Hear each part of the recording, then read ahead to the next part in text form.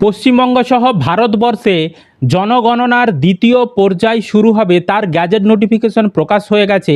এবার আপনাদেরকে 40টি প্রশ্নের উত্তর দিতে হবে। সেখানে আপনার আধার নাম্বার থেকে শুরু করে ভোটার কার্ডের নাম্বার, কোভিড ভ্যাকসিন নিয়েছিলেন, আপনার ধর্ম, সমস্ত বিষয় কিন্তু সেইখানে জানা হবে। গ্যাজেট নোটিফিকেশন ইতিমধ্যেই প্রকাশ হয়ে গেছে। বর্তমানে যে জনগণনা সেলফ এনুমেরেশন ফর্ম পূরণ করছেন, এখানে আপনারা 34টি প্রশ্নের উত্তর দিচ্ছেন। এখানে মূলত বাড়ির সমস্ত তথ্য নেওয়া হচ্ছে। HLO হাউসের সমস্ত তথ্য নিয়ে জনগণনার প্রথম পর্যায় হচ্ছে। তো 2027 সালের ফেব্রুয়ারি মাসে জনগণনার দ্বিতীয় পর্যায় হবে। সেখানে আপনাদেরকে 40টি প্রশ্নের উত্তর দিতে হবে। কি কি 40টি প্রশ্নের উত্তর দিতে হবে সমস্ত কিছু আমরা আজকের ভিডিওতে আলোচনা করব, এবং যে গ্যাজেট নোটিফিকেশন প্রকাশ হয়েছে সেটাও আমি দেখাবো। তো অবশ্যই ভিডিওটি বেশি বেশি করে শেয়ার করে দিন, সকলে যাতে খবরটি জানতে পারে। আর এই ধরনের তথ্য আপডেটগুলো সবার আগে পেতে চ্যানেলটিকে সাবস্ক্রাইব করে রাখবেন। আর ফেসবুক থেকে যারা ভিডিওটি দেখছেন পেজটিকে ফলো করে রাখতে ভুলবেন না। দেখুন, আমি আপনাদেরকে যে নোটিশটি প্রকাশ করা হয়েছে গ্যাজেট নোটিফিকেশন, সেটা আমি দেখাচ্ছি স্ক্রিনে। তো এটি মিনিস্ট্রি অফ হোম অ্যাফেয়ার্সের তরফ থেকে নোটিফিকেশন প্রকাশ করা হয়েছে। নিউ দিল্লি 14ই আগস্ট 2026 তারিখে এই নোটিশটা প্রকাশ করা হয়েছে। জনগণনার যে দ্বিতীয় ফেজ, সেখানে কি কি প্রশ্ন থাকবে সেই নিয়েই কিন্তু এখানে সমস্ত নোটিশে বলা রয়েছে। তো এখানে মোট হচ্ছে আপনার প্রশ্ন রয়েছে 40টা। তো এখানে ইংরাজিতে দেওয়া রয়েছে। আমি আপনাদের সুবিধার্থে কি কি প্রশ্ন থাকবে, কি কি প্রশ্নের উত্তর আপনাদেরকে দিতে হবে সেটা আমি বাংলাতে বুঝিয়ে দিচ্ছি। দেখুন, প্রথম প্রশ্ন, ব্যক্তির নাম মানে আপনার নাম জানতে চাওয়া হবে।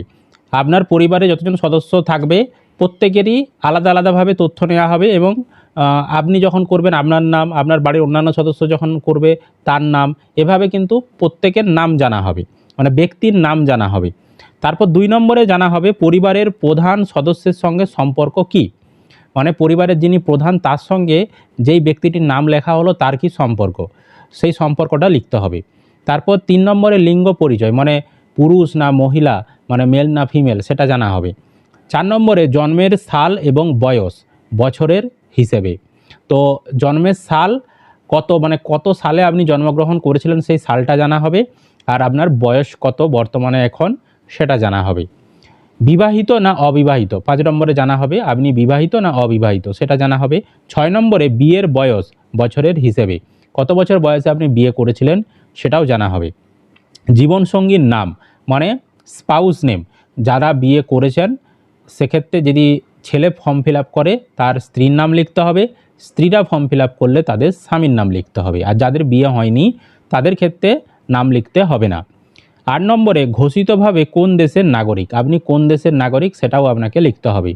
9 নম্বরে ধর্ম, আপনার কি ধর্ম সেই ধর্মটা লিখতে হবে। 10 নম্বরে তপশিলি জাতি, তপশিলি উপজাতি না কোন আপনি কাস্টের, সেই কাস্ট উল্লেখ করতে হবে আপনাকে। 11 নম্বরে আপনার বাবার তথ্য কি দিতে হবে, নাম, জন্মের স্থান, নাগরিকত্ব, বয়স সংক্রান্ত তথ্য, মানে আপনার বাবার নাম, তারপর কোথায় জন্মগ্রহণ করেছিল আপনার বাবার নাগরিকত্ব কি, এবং বাবার বয়স কত সেটা জানা হবে। 12 নম্বরে মায়ের তথ্য, আপনার মায়ের নাম কি, মায়ের জন্মস্থান কোথায়, মায়ের নাগরিকত্ব মানে কোন দেশের তিনি নাগরিক, এবং মায়ের বয়স কত সেটা জানা হবে। 13 নম্বরে শারীরিক প্রতিবন্ধকতা, আপনি ফিজিক্যাল হ্যান্ডিক্যাপ কিনা, প্রতিবন্ধী কিনা, হ্যাঁ না না এটাও জানা হবে। 14 নম্বরে মাতৃভাষা এবং অন্য ভাষা জ্ঞান। তো 14 নম্বরে যেটা জানা হবে যে আপনার মাতৃভাষা কি, যাদের বাংলা বাংলা, যাদের হিন্দি হিন্দি, যেটা হবে আপনার লিখতে হবে, এবং অন্য কোনো ভাষা আপনার জানা আছে কিনা সেটাও জানা হবে।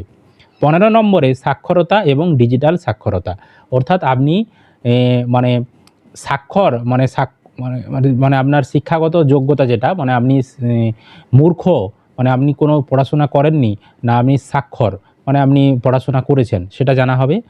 আর ডিজিটাল সাক্ষরতা মানে ওই যে কম্পিউটারের জ্ঞান আপনার রয়েছে কিনা, হ্যাঁ সেই বিষয়গুলোও জানা হবে।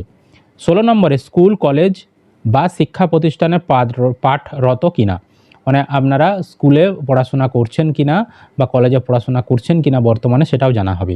17 নম্বরে কতদূর পড়াশোনা, কোন বিভাগে পড়াশোনা, কতদূর পড়াশোনা করেছেন, গ্র্যাজুয়েশন না উচ্চ মাধ্যমিক না মাধ্যমিক না 8 পাস, এবং কোন বিভাগে, যারা ধরুন কলেজে পড়াশোনা করছে তাদের তো বিভিন্ন রকম ভাগ থাকে, বিভিন্ন সাবজেক্টে অনার্স করে।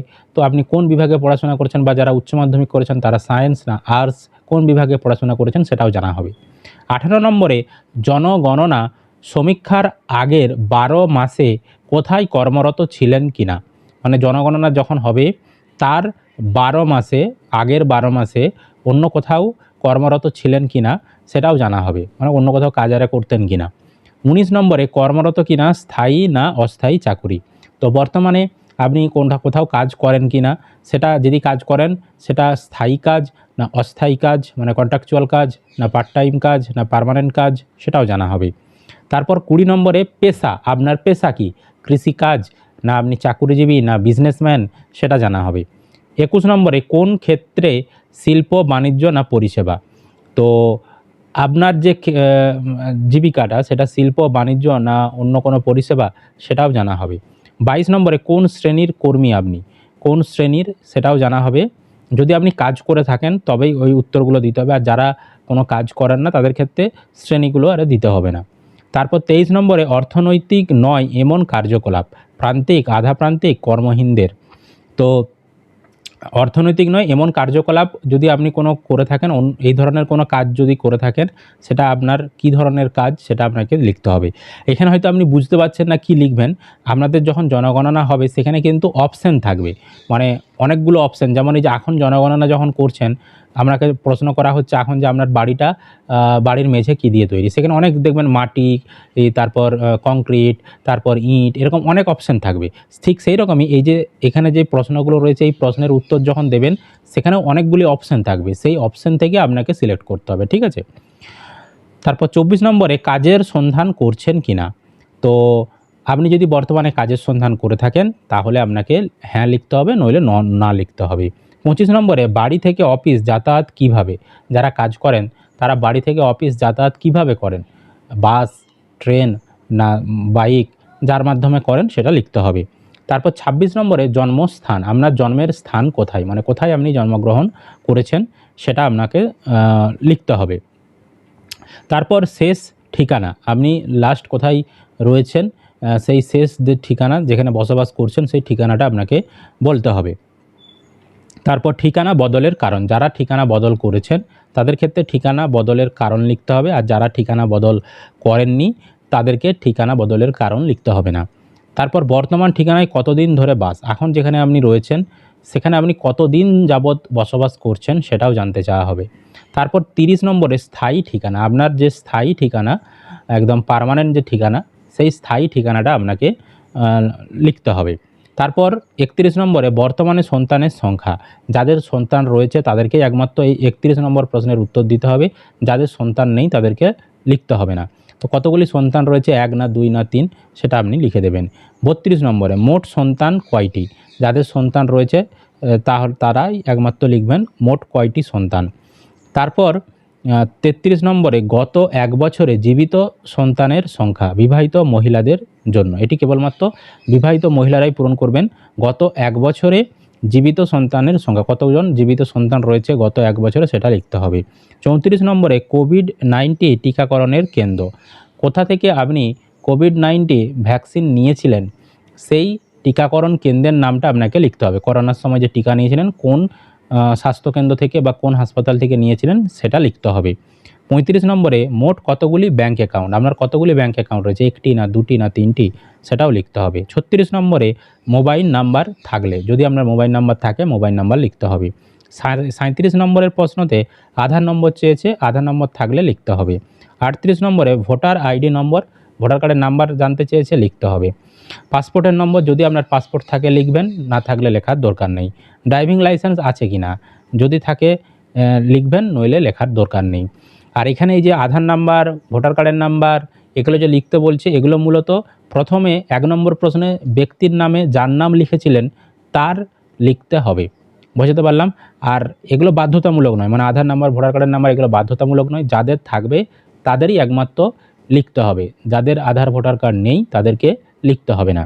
তো এই 40টি প্রশ্নের উত্তর আপনাদেরকে দ্বিতীয় পর্যায়ের জনগণনা পশ্চিমবঙ্গে 2027 সালে ফেব্রুয়ারি মাস থেকে শুরু হবে, তখন আপনাদেরকে এই প্রশ্নের উত্তরগুলি দিতে হবে। আর বর্তমানে জনগণনার ফার্স্ট পর্যায়ে চলছে সেলফ এনুমারেশন ফর্ম, হাউস গণনার কাজ চলছে। তো তার কিন্তু অনলাইন যে আবেদনের সময়সীমা সেটা শেষ হচ্ছে 15ই আগস্ট, অর্থাৎ আজকেই শেষ হয়ে যাচ্ছে। যারা অনলাইনে করতে পারলেন না চিন্তা করবেন না, এবার 16ই আগস্টের পর থেকে সেপ্টেম্বর মাস পর্যন্ত বাড়িতে আধিকারিকরা আসবে, এসে যারা যারা করতে পারেননি তাদের জনগণনা তারা তাদের মোবাইল অ্যাপ থেকে করে দেবে। আর যারা নিজেরা জনগণনা করেছেন আপনারা যে আইডি নাম্বার পেয়েছেন সেটা তাদেরকে দেবেন। আপনার বাড়িতে যখন আসবে তারা সেই আইডি নাম্বারটা এন্ট্রি করে আপনি যা যা পূরণ করেছেন সেগুলো ভেরিফিকেশন করে তারা সেখান থেকে ভেরিফাই করে দেবে। তাহলেই আপনাদের প্রথম পর্যায়ের জনগণনা হয়ে গেল। বুঝতে পারলাম? তো আপনাদের কি মতামত অবশ্যই সেটা কমেন্ট করে জানাবেন। ভিডিওটি বেশি বেশি করে শেয়ার করে দিন, সকলে যাতে খবরটি জানতে পারে। আর এই ধরনের তথ্য আপডেটগুলো সবার আগে পেতে চ্যানেলটিকে সাবস্ক্রাইব করে রাখবেন।